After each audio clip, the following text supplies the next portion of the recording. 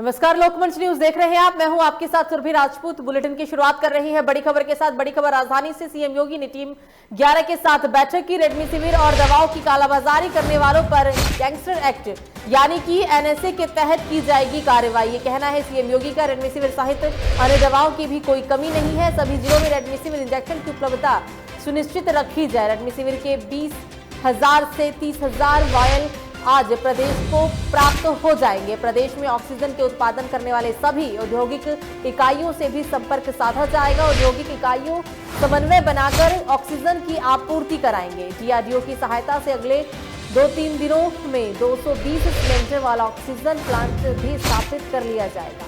Balrampur hospital में 225 bed की संख्या बढ़ाकर अब 700 कर दी जाएगी। 100 बेड वाले अस्पतालों में ऑक्सीजन प्लांट लगाए जाएंगे और विधायक निधि का भी इस्तेमाल इसके लिए किया जाएगा। टीम 11 के साथ सूबे के मुख्यमंत्री योगी आदित्यनाथ बैठक कर रहे हैं। रेमडेसिविर के 20,000 से 30,000 वॉयल आज प्रदेश को दे दिए जाएंगे। प्रदेश में ऑक्सीजन के उत्पादन करने वाले सभी औद्योगिक इकाइयों से संपर्क साधा जा रहा है। औद्योगिक इकाइयों समन्वय बनाकर ऑक्सीजन की आपूर्ति भी कराएंगे। डीआरडीओ की सहायता से अगले 2-3 दिनों में 220 सिलेंडर वाला ऑक्सीजन प्लांट भी स्थापित कर दिया जाएगा। और इस दौरान जो भी रेमडेसिविर इंजेक्शन या फिर दवाओं की कालाबाजारी करते हुए पकड़ा जाता है तो उसके ऊपर गैंगस्टर एक्ट यानी कि एनएसए के तहत मुकदमा भी दायर किया जाएगा और एनएसए एक्ट के तहत ही उसके खिलाफ कार्रवाई की जाएगी। रेमडेसिविर सहित अन्य दवाओं की कोई कमी नहीं है, ये कहा है सूबे के मुख्यमंत्री योगी आदित्यनाथ ने। सभी जिलों में रेमडेसिविर इंजेक्शन की उपलब्धता सुनिश्चित रखी जाए। रेमडेसिविर के 20,000 से 30,000 वॉयल आज प्रदेश को मिल जाएंगे। प्रदेश में ऑक्सीजन के उत्पादन करने वाले सभी औद्योगिक इकाइयों से सीधे संपर्क भी साधा जा रहा है। औद्योगिक इकाइयों समन्वय बनाकर ऑक्सीजन की आपूर्ति कराएंगे। डीआरडीओ की सहायता से अगले 2-3 दिनों में 220 सिलेंडर वाला ऑक्सीजन प्लांट भी स्थापित हो जाएगा। बलरामपुर हॉस्पिटल में 225 बेड वाली संख्या बढ़ाकर अब 700 कर दी जाएगी और 100 बेड वाले अस्पताल जो भी हैं उनमें ऑक्सीजन प्लांट लगाए जाएंगे। विधायक निधि का भी इस दौरान इस्तेमाल किया जाएगा।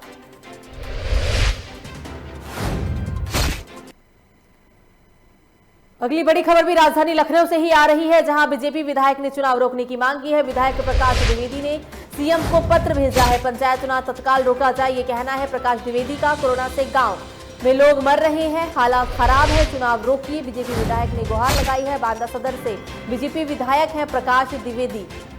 तो आज दूसरे चरण का पंचायत चुनाव में मतदान की प्रक्रिया सुबह से ही शुरू है, लेकिन ऐसे में संक्रमण का जो खतरा है वो लगातार बढ़ता जा रहा है और इसी संक्रमण को रोकने के लिए बीजेपी विधायक ने चुनाव रोकने की मांग की है। बीजेपी विधायक प्रकाश द्विवेदी ने सीएम को पत्र लिखा है। पत्र में लिखा गया है कि पंचायत चुनाव तत्काल रोका जाए, कोरोना से गांव के लोग मर रहे हैं, हालात खराब है, चुनाव रोकिए। बीजेपी विधायक बांदा सदर से है और इनका नाम प्रकाश द्विवेदी है।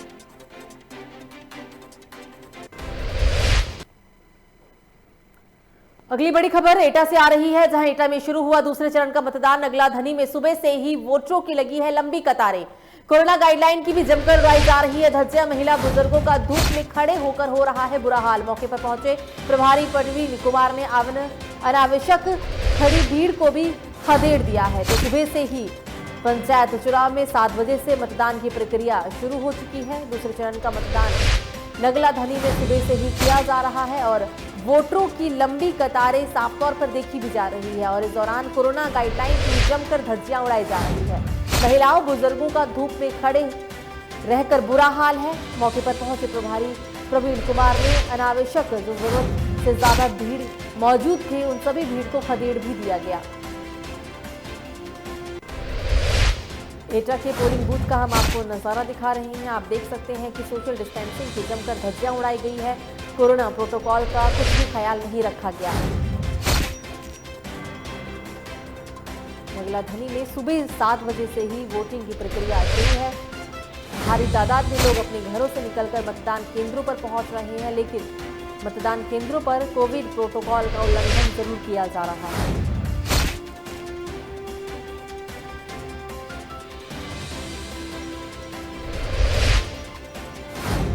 असुविधा ये हो रही है कि जो पोलिंग पार्टी अंदर कर्मचारी हैं वो बहुत स्लो काम कर रहे हैं जी।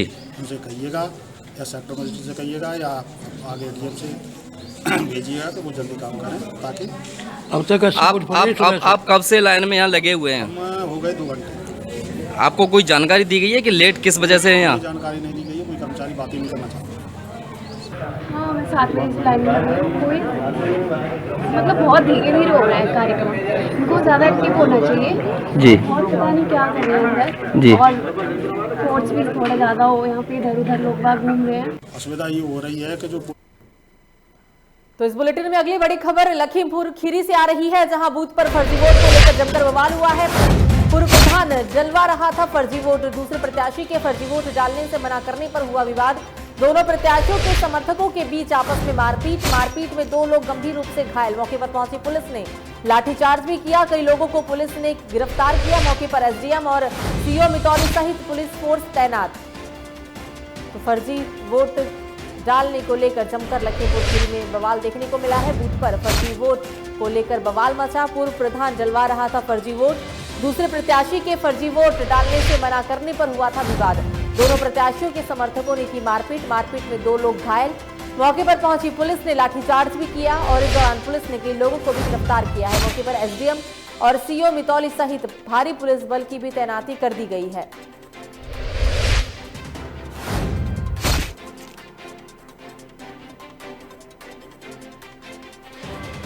आपको पोलिंग बूथ का नजारा दिखा रही है, जहां जमकर मारपीट का मामला सामने आया है। कहा जा रहा है कि दोनों प्रत्याशियों के समर्थकों के बीच ये मारपीट हुई थी और इस मारपीट में 2 लोग घायल हुए हैं। पोलिंग बूथ लखीमपुर खीरी की है, आपकी टीवी स्क्रीन पर आप देख सकते हैं। जमकर बवाल हुआ और इस दौरान 2 लोग घायल भी हुए। हालांकि घायलों को अस्पताल में भर्ती करा दिया गया है। ये पूरी घटना लखीमपुर खीरी के पोलिंग बूथ की है। कई लोगों को इस दौरान पुलिस ने मौके पर पहुंचकर गिरफ्तार भी किया है। फर्जी वोट को लेकर ये पूरा बवाल बताया जा रहा है। वीडियो में आप साफ तौर पर देख सकते हैं किस तरीके से काफी बड़ी संख्या में वहां लोग मौजूद भी हैं, पुलिस बल भी तैनात है, लेकिन सबके सामने ही पुलिस बल के सामने और तमाम लोगों के सामने ये मारपीट की घटना को अंजाम दिया गया।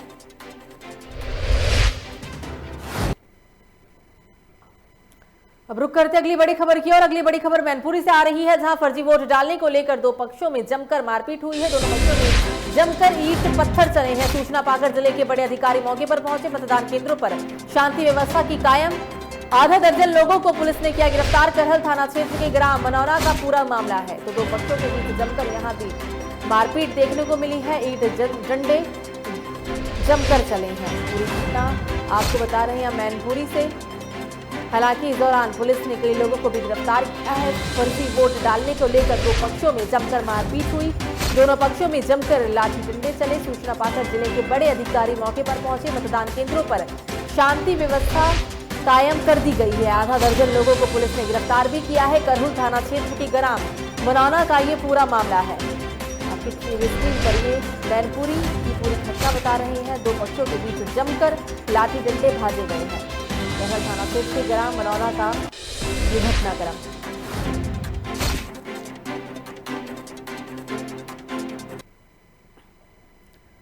तो एक और बड़ी खबर है राजधानी लखनऊ से ही, जहां उत्तर प्रदेश के पूर्व राज्यपाल राम नाईक कोरोना पॉजिटिव हो गए हैं। राम नाईक ने खुद को घर में आइसोलेट कर लिया है। बुखार आने पर राम नाईक ने कोरोना अपनी टेस्ट कराई थी, जिसके बाद उनकी जो कोरोना रिपोर्ट है वो पॉजिटिव आई है। मुंबई के संजीवनी अस्पताल के डॉक्टर सुनील अग्रवाल और डॉक्टर राजेश बनियाल कर रहे हैं उनका इलाज। पूर्व राज्यपाल के द्वारा जारी विज्ञप्ति में दी गई है जानकारी। बड़ी खबर बता रहे हैं आपको, राज्यपाल कोरोना संक्रमित पाए गए हैं।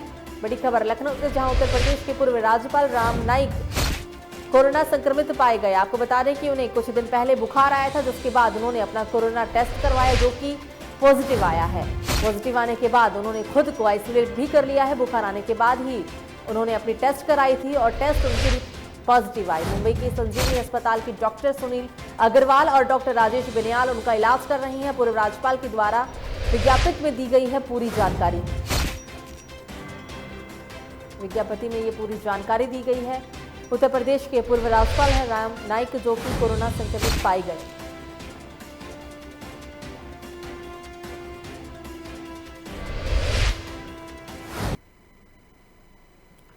तो अगली बड़ी खबर फर्रुखाबाद से, जहां बीजेपी सांसद मुकेश राजपूत की हालत बिगड़ी। जिला अस्पताल लोहिया से एम्स के लिए किए गए हैं रेफर। सांसद के दोनों लंग्स में एम्स की डॉक्टर ने बताया है इन्फेक्शन। निजी सचिव 4 दिन पहले बीजेपी सांसद की कोरोना रिपोर्ट आई थी पॉजिटिव। मुकेश राजपूत फर्रुखाबाद संसदीय सीट से है सांसद। तो बड़ी खबर आपको बता रहे हैं फर्रुखाबाद से, जहां बीजेपी सांसद मुकेश राजपूत की अचानक तबियत बिगड़ गई है। जिला अस्पताल लोहिया से एम्स के लिए उन्हें रेफर कर दिया गया है। सांसद की दोनों लंग्स में इन्फेक्शन बताया गया है, जिसके बाद उन्हें रेफर किया गया है। मुकेश राजपूत फर्रुखाबाद संसदीय सीट से सांसद हैं, बीजेपी सांसद हैं।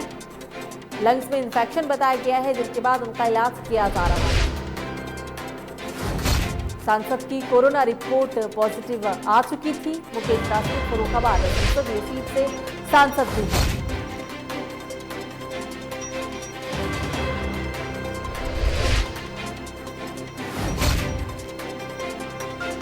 जिला अस्पताल लोहिया से एम्स में उन्हें रेफर किया गया है। सांसद के दोनों लंग्स में एम्स की डॉक्टरों ने इन्फेक्शन बताया है। निजी सचिव 4 दिन पहले ही बीजेपी सांसद की कोरोना रिपोर्ट जो है वो पॉजिटिव आई थी। मुकेश राजपूत फर्रुखाबाद संसदीय सीट से सांसद है।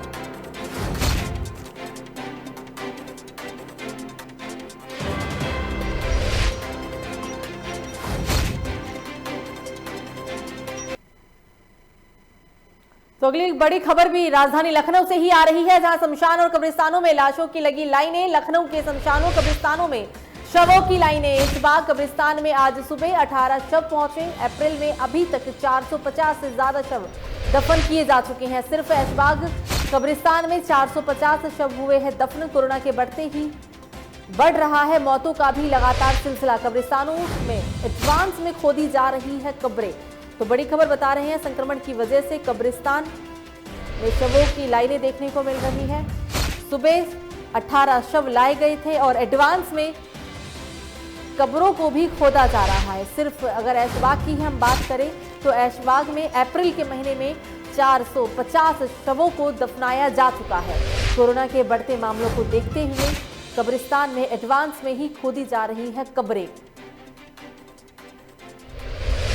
शमशान और कब्रिस्तान में शवों के लाने का सिलसिला लगातार जारी है। आज सुबह 18 शव लाए गए थे और सिर्फ अप्रैल के महीने में ही ऐशबाग कब्रिस्तान में 450 शव दफन किए जा चुके हैं।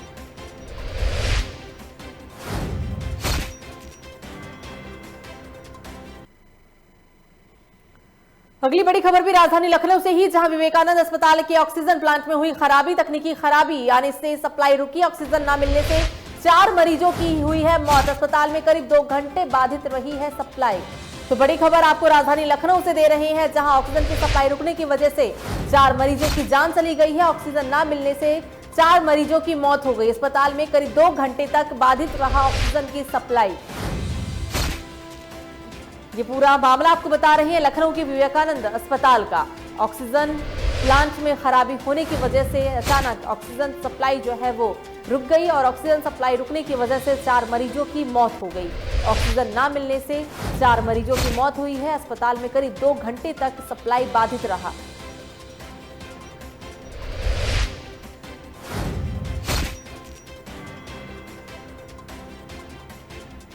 तकनीकी खराब होने की वजह से तकनीकी खराबी की वजह से ये बड़ी घटना हुई है। 4 मरीजों की ऑक्सीजन की सप्लाई रुकने से मौत हो गई। 2 घंटे तक तकरीबन कहा जा रहा है कि 2 घंटे का समय लगा। 2 घंटे तक पूरे अस्पताल में ऑक्सीजन की जो सप्लाई है वो बंद रही और 4 मरीज अपनी जान से हाथ धो बैठे। लखनऊ के विवेकानंद अस्पताल का ये पूरा मामला बता रहे हैं। अगली बड़ी खबर भी राजधानी लखनऊ से ही आ रही है, जहां कोरोना से बेखौफ होकर खुलेआम कॉर्पोरेट संस्थान कॉर्पोरेट सेक्टर में कर रहा है। कॉर्पोरेट सेक्टरों में किया जा रहा है नियमों का उल्लंघन। सैनिटाइजेशन की कोई व्यवस्था नहीं है। कई बड़े संस्थानों में समुचित व्यवस्था तक नहीं की गई। बिना व्यवस्था के ही खुल रही है कई संस्थान। कर्मचारियों की जान से सरेआम हो रहा है खिलवाड़। स्थानीय प्रशासन भी नहीं दे रहा है इस और कोई ध्यान। अव्यवस्था के बीच काम करने को कर्मचारी मजबूर। व्यापारिक संगठनों ने बंदी का भी ऐलान किया। तो कॉर्पोरेट सेक्टर कोरोना गाइडलाइन का जमकर धज्जियां उड़ा रहा है। लखनऊ से बड़ी खबर आपको बता रहे हैं, जहां कोरोना से बेखौफ होकर कॉर्पोरेट संस्थान काम कर रहे हैं। कॉर्पोरेट सेक्टर पर नियमों का जमकर उल्लंघन किया जा रहा है। सैनिटाइजेशन की कोई व्यवस्था नहीं की गई है। कई बड़े संस्थानों में समुचित व्यवस्था तक नहीं है। बिना व्यवस्था के ही खुलेआम कई संस्थानों को खोला गया और कर्मचारियों के जान के साथ भी खिलवाड़ किया गया। अव्यवस्था के बीच काम करने को मजबूर है कर्मचारी। व्यवसायिक संगठनों ने भी बंदी का ऐलान किया है।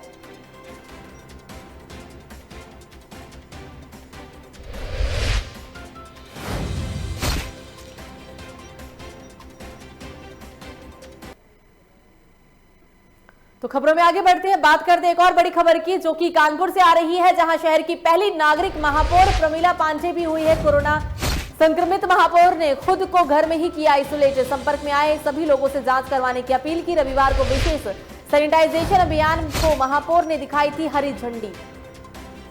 तो महापौर भी कोरोना संक्रमित पाई गई है और इस दौरान उन्होंने कहा है कि जो भी लोग उनके संपर्क में आए थे इन दिनों, वो सभी अपना कोरोना जांच भी करवा ले। और कोरोना संक्रमित होने के बाद उन्होंने खुद को आइसोलेट भी कर लिया है। महापौर ने खुद को घर पर ही आइसोलेट किया है। संपर्क में आए लोगों से जांच करवाने की उन्होंने अपील की है। रविवार को विशेष सैनिटाइजेशन अभियान को महापौर ने हरी झंडी दिखाई थी। रविवार के दिन विशेष सैनिटाइजेशन का अभियान चलाया गया था, जिसकी हरी झंडी महापौर ने खुद दिखाई थी।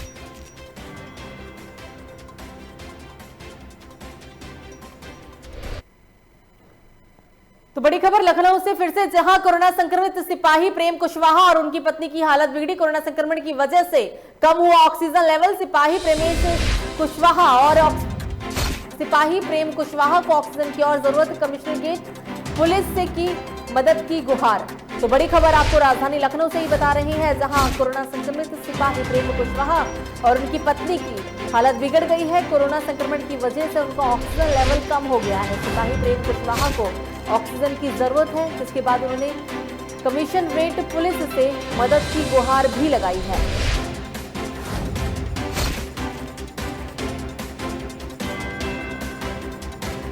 संक्रमण की वजह से ऑक्सीजन लेवल काफी हद तक कम हो गया है। सिपाही प्रेम कुशवाहा और उनकी पत्नी की अचानक तबीयत बिगड़ गई। कोरोना संक्रमण की वजह से उनका ऑक्सीजन लेवल कम हो गया है। सिपाही प्रेम कुशवाहा को ऑक्सीजन की जरूरत है, जिसके लिए उन्होंने कमिश्नरेट पर पुलिस से मदद की गुहार लगाई है।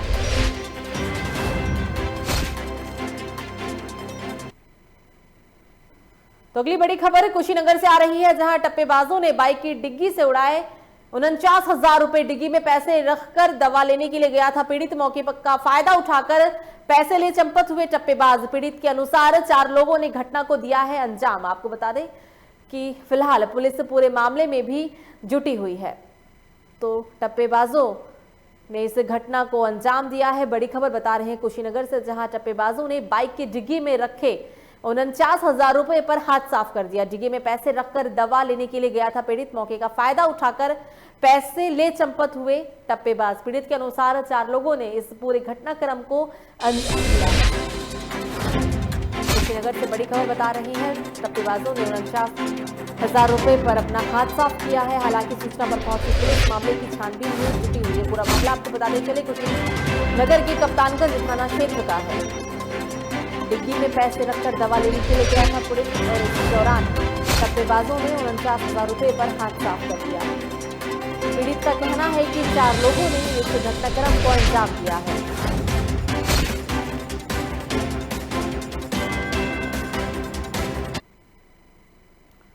खबरों में आगे बढ़ते हैं और अब बात करते हैं अशोकनगर की, जहां इस समय पूरे देश में कोरोना का कहर लगातार जारी है। एमपी के अशोकनगर में भी कोरोना के सारे रिकॉर्ड तोड़ रहे हैं। यहां कोरोना पॉजिटिव मरीजों की संख्या 500 से ऊपर चली गई है। पिछले 5 दिनों में 10 कोरोना मरीजों की मौत भी हो चुकी है। हालात ऐसे हैं कि कोरोना प्रभारी डॉक्टर मनीष चौरसिया खुद कोरोना संक्रमित पाए गए। ऐसे में अशोकनगर की विधायक जजपाल जग्गी का एक वीडियो सोशल मीडिया पर खूब वायरल हो रहा है। इस वीडियो में अशोकनगर विधायक जज्जी कोरोना मरीजों का हौसला बढ़ा रहे हैं। इस वीडियो में जजपाल जज्जी कोरोना मरीजों के साथ गाने गाकर उनका मनोरंजन कर रहे हैं और साथ ही उनके साथ बातचीत करके उनका हौसला भी बढ़ा रहे हैं।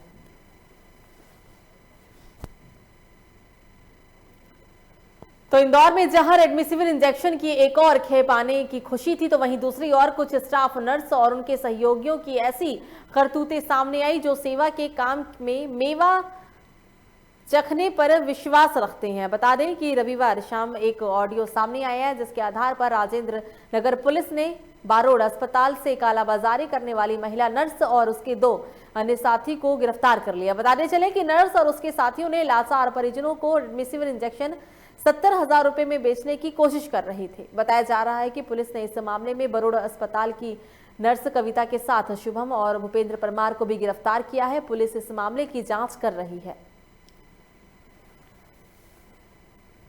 कुछ स्टाफ नर्सिंग स्टाफ हमारे हॉस्पिटल का पुलिस पकड़ के ले गई बिकॉज वो रेमडेसिविर की ब्लैक मार्केटिंग कर रहे थे। तो इसमें सच्चाई यही है कि वो नर्सिंग स्टाफ हमारे यहाँ काम करता था, मगर उसका और हमारे अस्पताल का सिर्फ इतना ही है कि वो एक एम्प्लॉय थी हमारी। रेमडेसिविर हमारे पास में हॉस्पिटल में नहीं है बिकॉज हम एक नॉन कोविड हॉस्पिटल हैं, ग्रीन हॉस्पिटल हैं, तो हमारी सप्लाई में कहीं रेमडेसिविर नहीं है। इस इंसिडेंस में सिर्फ हमारी बदकिस्मती कहें कि ये है कि वो स्टाफ हमारे यहाँ काम करता था। बारोड हॉस्पिटल का इसमें कोई इन्वॉल्वमेंट नहीं है। फ्रॉम मैनेजमेंट टू एवरीवन हम पूरी तरह से सहयोग करने के लिए तैयार हैं, जैसी भी जांच हो उसके लिए।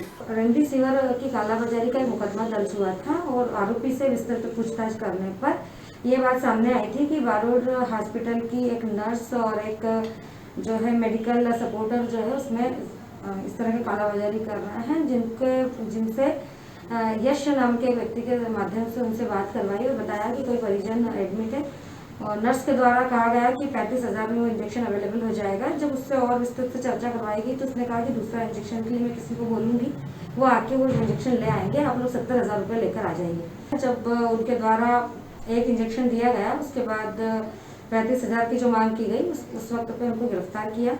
बाद दूसरा जो इंजेक्शन के लिए 2 लोगों को उन्होंने बुलवाया था, जब वो आए तो उनको गिरफ्तार किया। इनको संबंधित प्रकरण में आरोपी बनाया जाएगा और रेमडेसिविर इंजेक्शन। खबरों में आगे बढ़ते हैं और अब बात करते हैं उज्जैन की, जहां उज्जैन के city additional SP Amrendra Singh corona के बढ़ते मामलों को देखते हुए भीषण गर्मी में निरीक्षण के लिए निकले। बता दें कि उज्जैन में बढ़ते संक्रमण को देखते हुए जिला प्रशासन और पुलिस प्रशासन ने 26 अप्रैल तक लॉकडाउन लगाने का फैसला किया। इसके तहत ही लॉकडाउन का निरीक्षण करते हुए उज्जैन सिटी एडिशनल एसपी ने लोगों को संदेश दिया कि वो घर पर रहें और सुरक्षित रहें। निरीक्षण के दौरान उन्होंने कहा है कि आपकी सुरक्षा ही हमारे लिए आपकी सुरक्षा के लिए हम हर दिन सड़क पर रहते हैं। City additional SP Amrendra Singh कई प्रमुख चौराहा सार्वजनिक स्थानों पर अचानक निरीक्षण करने पहुंचे थे।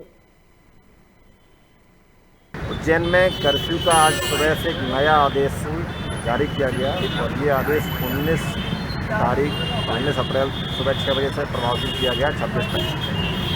और इसमें कुछ आज शादी को लेकर के रियायत दी गई थी, जिसमें से जो कपड़े की दुकानें हैं, इसके अलावा कुछ और दुकानें हैं, जो ज्वेलरी की दुकानें हैं, उनको रियायत दी गई है। उज्जैन में तो मध्य प्रदेश के बैतूल में इन दिनों आईपीएल की सट्टेबाजी जोरों से चल रही है। हालांकि पुलिस प्रशासन भी सट्टेबाजों के खिलाफ बेहद सख्त है। इसी क्रम में पुलिस को सूचना मिली थी कि एक गिरोह मुंबई इंडियन और सनराइजर्स हैदराबाद के बीच हो रहे मुकाबले पर मोबाइल के जरिए सट्टा लगा रहा है। सूचना मिलते ही गंज बैतूल पुलिस ने बरोड़ा के जेएस कॉलेज के पास से अजय तंडवे नाम के एक व्यक्ति को सट्टेबाजी के मामले में गिरफ्तार किया। आरोपी क्रिकेट मजा 11 नाम के ऐप के माध्यम से सट्टा लगा रहा था। पूछताछ के दौरान आरोपी ने कहा कि वो अपने कुछ साथियों के साथ ऐप के जरिए आईपीएल मैचों पर सट्टा लगाता था और पैसों की लेनदेन भी ऑनलाइन तरीके से ही करता था। पुलिस ने सट्टेबाज साथ अन्य आरोपी को भी गिरफ्तार कर लिया है। पुलिस ने आरोपियों के पास से नकदी सहित सट्टेबाजी में इस्तेमाल लैपटॉप भी बरामद किया है।